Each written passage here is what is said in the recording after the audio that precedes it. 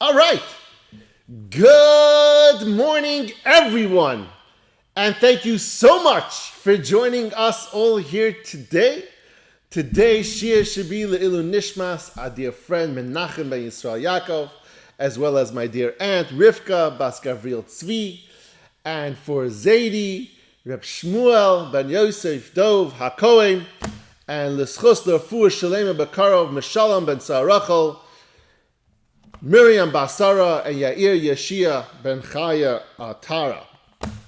Today, we are on page 237 in the Art Scroll, for those who are following along. And today, we are discussing the sixth out of 7 areas of distinction between how a Baal Bitachon, someone with Bitachon, acts throughout their daily life, and versus someone who lacks Bitachon today, and how they fear in their daily life. And today's topic is how we relate to others, how we get along with other people, especially with our family, our friends, our social circles. And today we're going to learn a bit about how we see the difference of someone who has Bitachon, has so much more of a simpler, nicer, easier, loving life, as opposed to the person who lacks Bitachon, how much more difficult it is his daily grind, because he doesn't have this concept that God is the one who provides. And so he says like this, V'hashishi. And the sixth difference between a person who has Bitachon and one who does not have Bitachon today. Ki habateach b'Elokim hu ahov l'chol kitois b'nei adam. The one who trusts in Hashem is loved by everybody. Every single class of people, the higher up people in the social circles that we've spoke about this before. Rav Av says people above you and below you, just means people in your social circles of different statuses. Everybody loves you. Because they feel secure that you will not harm them.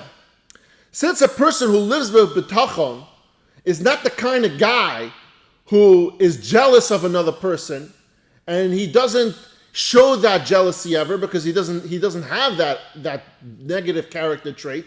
People like having him around because he's pleasant. He's a pleasure to have in their circles.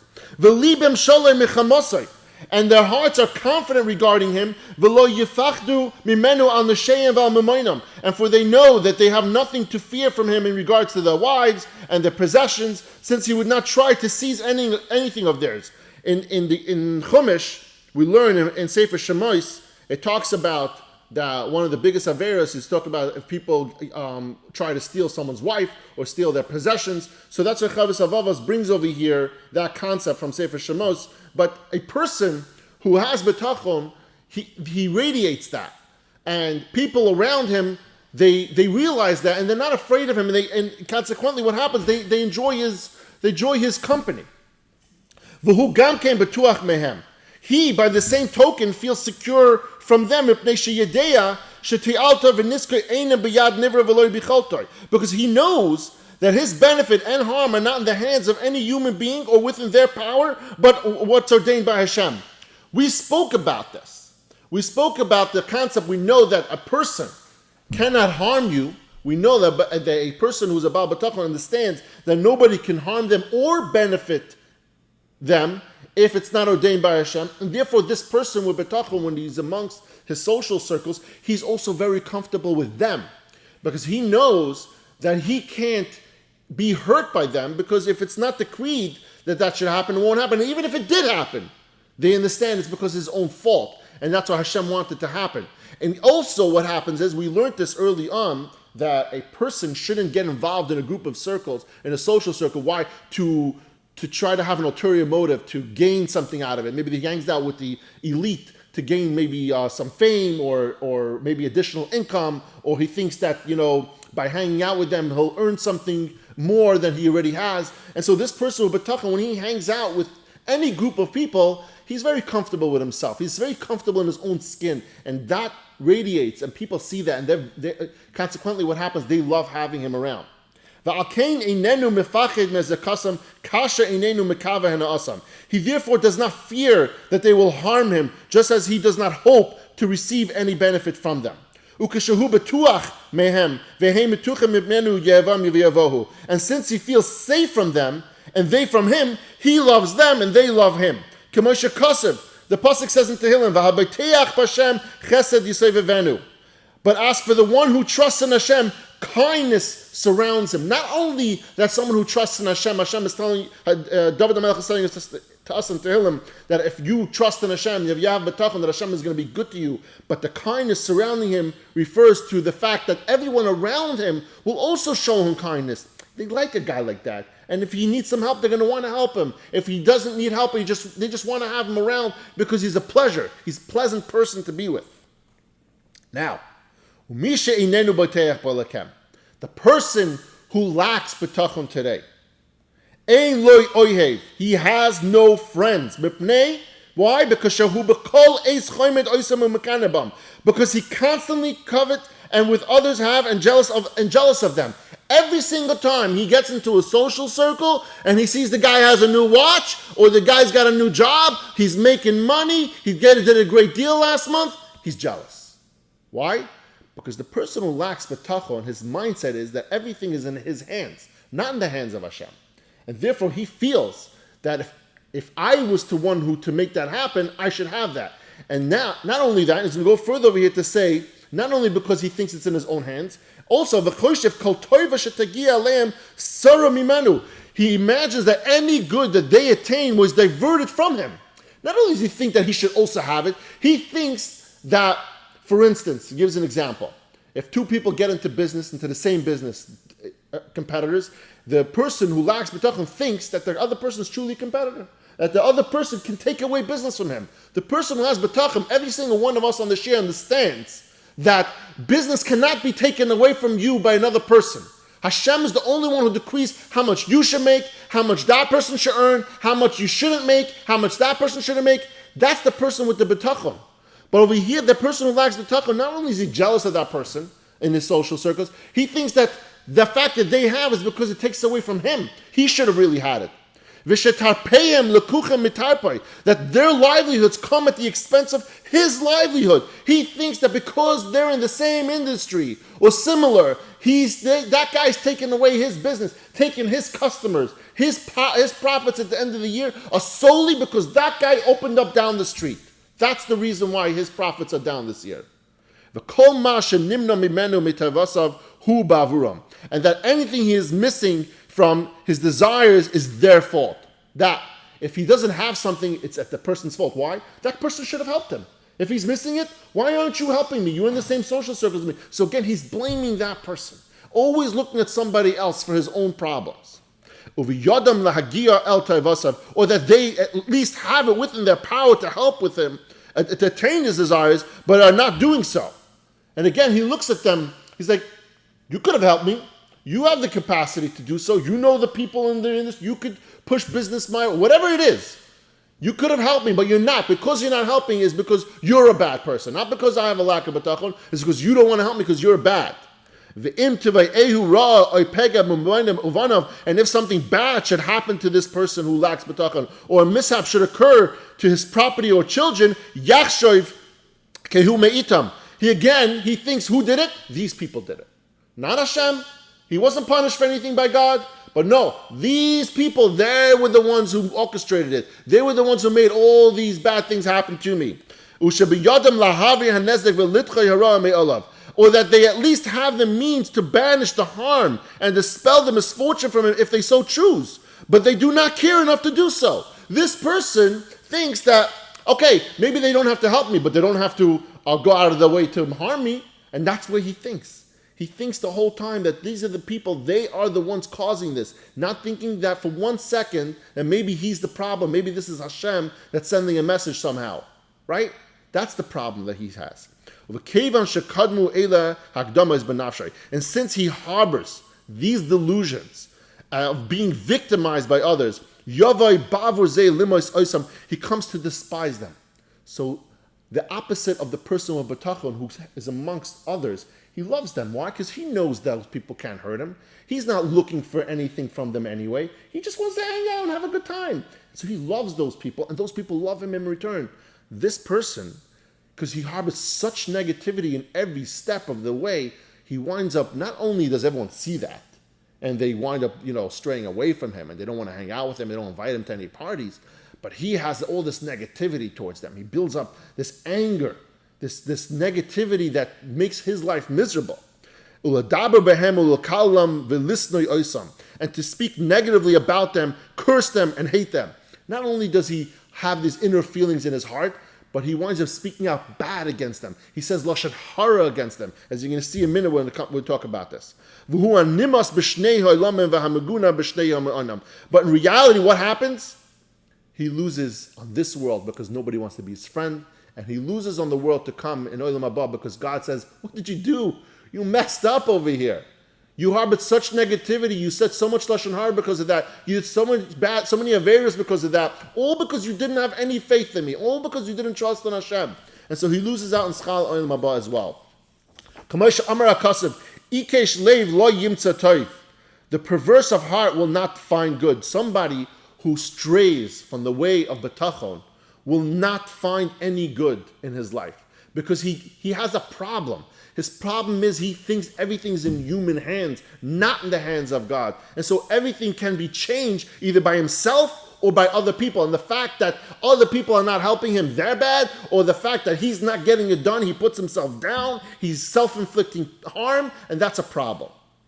And finally over here, it says in the note over here, it says Bitachon and lashon hara go together. He says, and he brings this from the Chafetz Chaim, obviously, and also from Shaar Tvuna. A person who has Bitachon will ultimately refrain as much as possible, if not altogether, from saying any lashon hara. Why? Because lashon hara usually comes from harboring some negative thoughts. Why? Because that person hurt you, and you think, that's the person that hurt you. And so you don't even have the mindset to think that maybe it was God sending you a message. And so you start bad-mouthing that person. And so that's what winds up happening. And therefore, at the end of the day, the person winds up committing another aveira of lashon hara. So being a Baal Bitachon helps us to stray away from lashon hara, helps us become better people in that aspect. Now on that, I want to have a Devar Torah on this week. It also falls in line with this concept of trying to refrain from doing certain things by not even being involved in that area. I'm going to explain over here in a second. He says this week in the Parsha, there's in general, people have a problem with self-control. He says the struggle of self-control is one of the most important, hardest fought battles of all time. We see this every single day. We all try to diet. You all try to do more exercise. You try to do all kinds of things.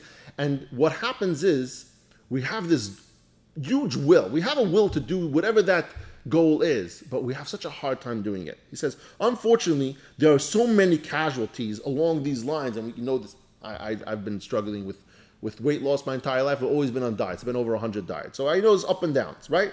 He says, and our will often loses to temptation. This week in the Parsha, we talk about the Nazir. The Nazir, we are told in this week's Torah portion, it says, one must take a vow which commits one to abstain from grape products. Not just from wine, from grape products. And not only that, he goes on to talking about, he goes further, not to be next to a mace, and also not to take a haircut. He says the Pasuk uses a strange word to describe the act of this vow that the Nazir takes on. He says the word is yafli. The Ibn Ezra explains that there's two possibilities as what that word yafli could mean. The first is that it gives a note of setting oneself apart, or yafresh, setting yourself apart, which is what the Nazir does.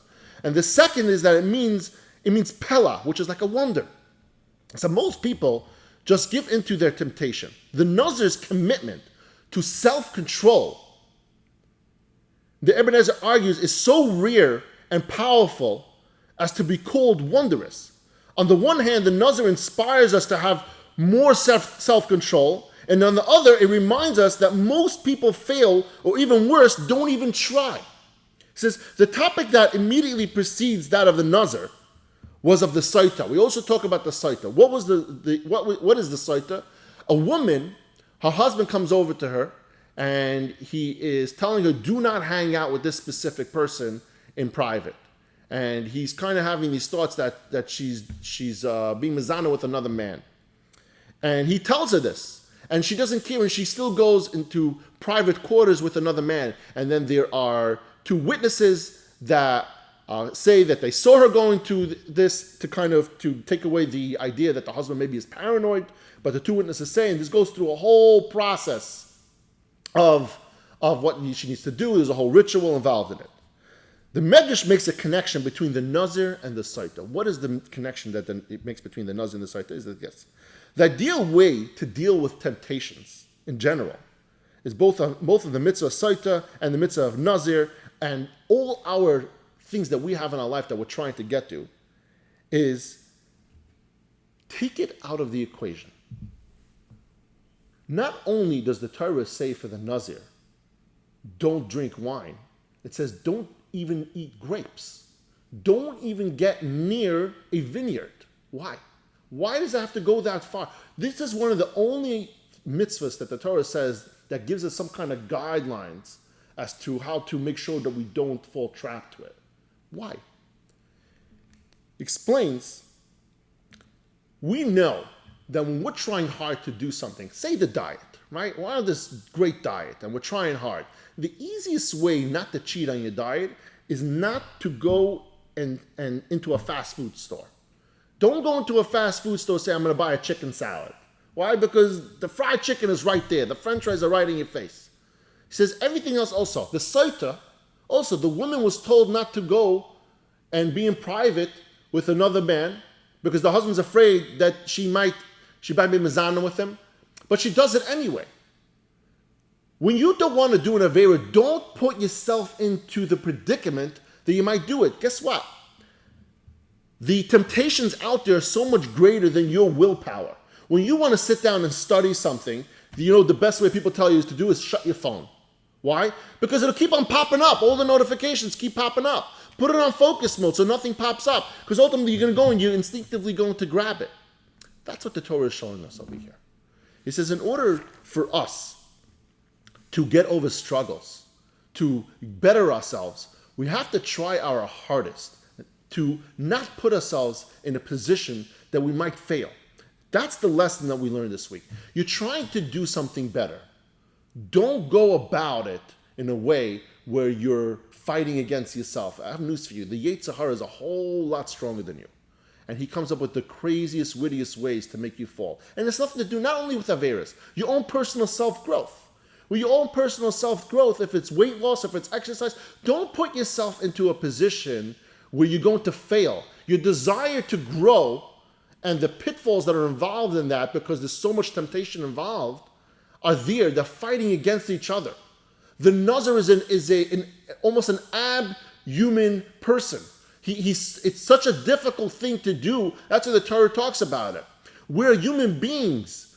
We fall prey to temptations of all kinds. And so the lesson over here today is, if you're trying to do something, just make sure you don't put yourself into the areas and the position where you're going to might cheat on that diet. You might get involved in something that you don't want to. Don't be next to those people if you don't want to hear negative things. If you think they're bad influences, don't even hang around them saying, I'm not going to be influenced by them. Yeah, you are. That's the power of that. That's the power of the pitfall. You need to if you don't want to hang out with certain people because you think they're bad and they're negative influence, just don't even go next to them. Don't even go where they are. If they're going on a trip somewhere, don't even go to the same place. Go somewhere else. That's the beautiful lesson that we learned this week. Thank you, everyone, for joining us all here today, and I love you all.